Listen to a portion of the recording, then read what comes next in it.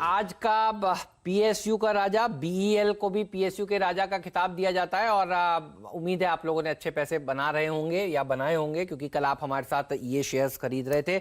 और IDBI bank को वीरू देते हैं रफ्तार के घोड़े का दर्जा, क्योंकि ये घोड़े की तरह दौड़ रहा है। रोज देखिए चलता है 5%, कहते हैं बिना नागे चलना। अब तो पीएसयू का राजा हो गया बीडीएल, बीईएल, और रफ्तार का घोड़ा हो गया आईडीबीआई। और रफ्तार का घोड़ा इसलिए क्योंकि यहाँ पर अभी जगह है और घोड़ा ऐसा है कि ये भागेगा और आगे।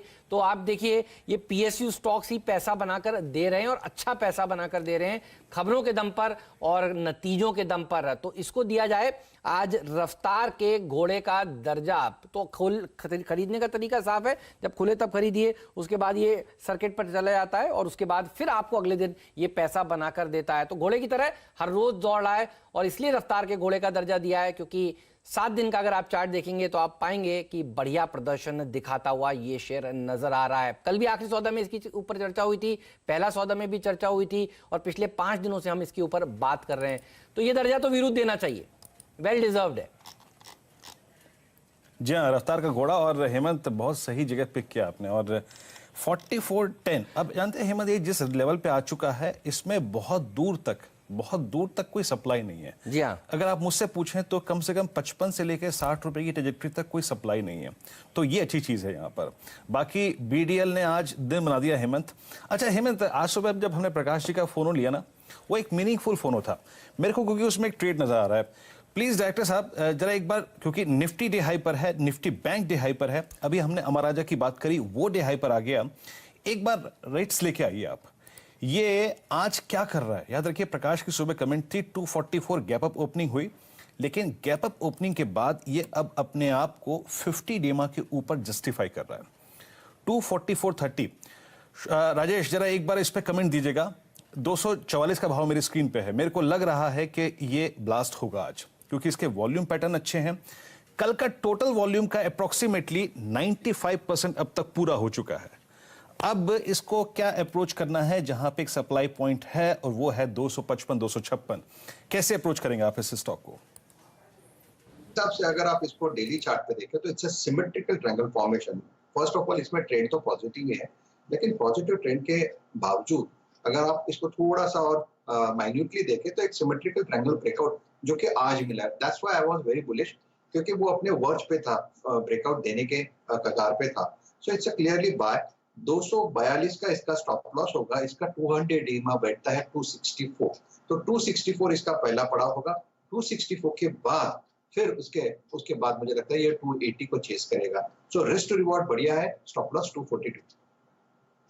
ये वो स्टॉक्स हैं जो लगातार बढ़िया प्रदर्शन दिखा रहे हैं और कल भी आखिरी पहला, आज मुनाफे की तैयारी अगर आपने देखा और आपने इसे खरीदा तो देखिए दिन के हाईज पर राइट इस समय कारोबार करता हुआ, नतीजों से पहले की ये दौड़ है जो कि आपको आज बताई है दीवान साहब ने। दीवान साहब की जो जोड़ी है वो आज भी हमारे साथ होंगे। आपको एक बार फिर से बता दूं आखिरी सौदा में, और आज भी बहुत सारे और स्टॉक्स बताएंगे। अगर आप ये फील कर रहे हैं अरे यार ये लोग एक ही शेयर की बात कर रहे हैं और ये तो हमारे पास है नहीं, तो आप चिंता मत करिए, आखिरी सौदा देखिएगा और आज भी इस तरह की हम चर्चा करने वाले हैं।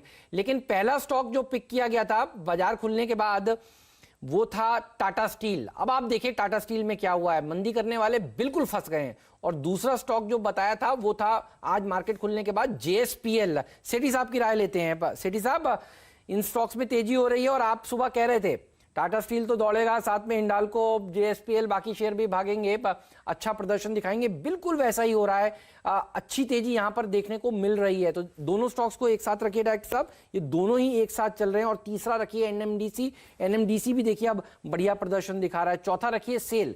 ये सारे मेटल स्टॉक्स में गजब की रैली और दिन के हाईज पर कारोबार कर रहे हैं। अगर आपने सुबह बाजार खुलने के बाद इनको खरीदा हमारे साथ तो आप मुनाफे में हैं। तो मुनाफा जब हो तो उसको ट्रेल करना चाहिए, स्टॉप लॉस को ऊपर की तरफ। बताइए राजेश सतपुते जी, टाटा स्टील में अगला टारगेट, अगला स्टॉप लॉस क्या ट्रेल किया जाए? जेएसपीएल पर भी बताइए क्या राय है आपकी, क्योंकि ये दोनों भाग रहे हैं।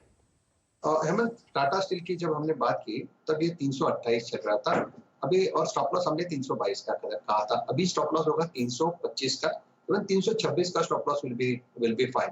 तो 326 के स्टॉप लॉस के साथ आप बने रहे। इमीडिएट टारगेट जो होगा जो होगा वो रहेगा 346 का, जो इसका 200 TMI है। तो definitely it's a buy and hold.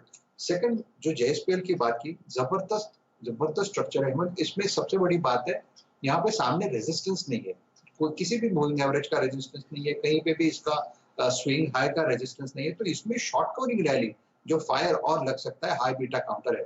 160 current price है। स्टॉप लॉस को आप अभी ट्रेड करें 157 पे और मेंटेन करें लॉन्ग साइड पे। इसका टारगेट 168 170 होना चाहिए। चलिए, तो ये वो स्टॉक्स हैं जिनके ऊपर देखिए बात हुई है अब तक का, और क्या जबरदस्त प्रदर्शन इन सारे के सारे शेयरों ने दिखाया है। प्रकाश गाबा जी, आपको याद है कल हमारे साथ थे, उन्होंने आपको एक्सिस बैंक पर शॉर्ट कॉल दिया था, और अब वो आज फिर हमारे साथ मौजूद हैं। गाबा सर बताइए, एक ट्रेड जो इस समय लेना चाहते हैं आप, आपका टॉप कॉल बताइए। मुझे चॉइस है बिटवीन एशियन पेंट्स और ब्रिटानिया। मैं ब्रिटानिया में लूंगा। ओके। मुझे इसका target on the upside Britannia मुझे लगता है अपमूव मिलना चाहिए। 3650 का टारगेट है, वहां तक जाना चाहिए। स्टॉप होगा 3550।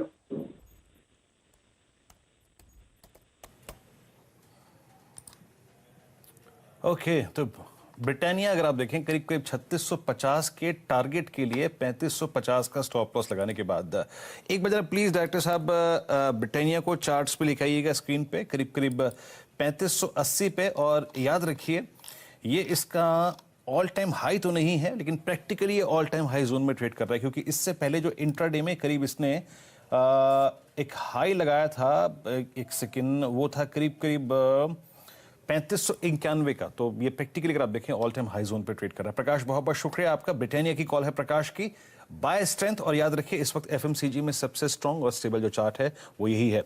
निफ्टी हल्का सा बैकफुट पे आया, लेकिन याद रखिए ये बहुत इंपॉर्टेंट क्लस्टर है। जिस क्लस्टर में निफ्टी टिका हुआ है 10,360 से लेकर 10,410, 410 एक थ्रेशहोल्ड पॉइंट होगा। सुबह की कमेंट्री में मैंने स्पेशली मेंशन कराया था कि वो बहुत जरूरी है 410 निकलना। लेकिन इस बीच एक हैवी वेट को देखिए आप, और ये इंडेक्स के लिए अच्छी खबर है। याद रखिएगा HDFC डे हाई की ट्रैजेक्टरी पे आके खड़ा हो गया है 1752।